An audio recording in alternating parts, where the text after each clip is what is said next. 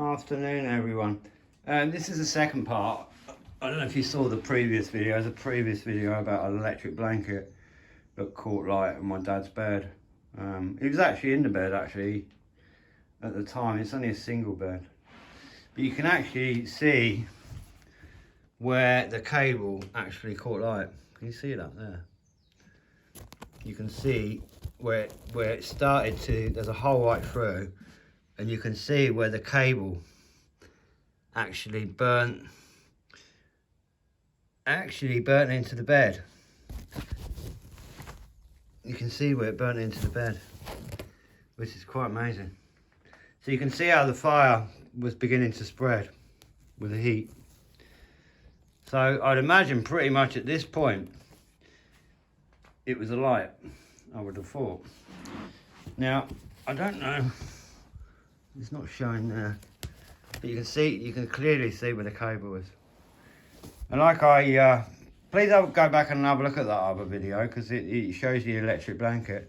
So what it looks as though the cable was up through here somewhere, and it's run along the seam somewhere or other. I don't know if he's turned this over actually. It doesn't look as though it was turned over. But anyway, you can see where the fire was. I will have a look and see whether or not if it has been turned over. I don't believe so. But yeah, the point about it is, point of exercise is if you've got an electric blanket from the 1970s, just discard it, throw it in the bin, and get rid of it, and don't ever use them. I think in the case of this one, looking at it, it looks as though the thermostat's failed on the blanket itself, so it hasn't switched itself off. It's continued to get hotter and hotter and hotter.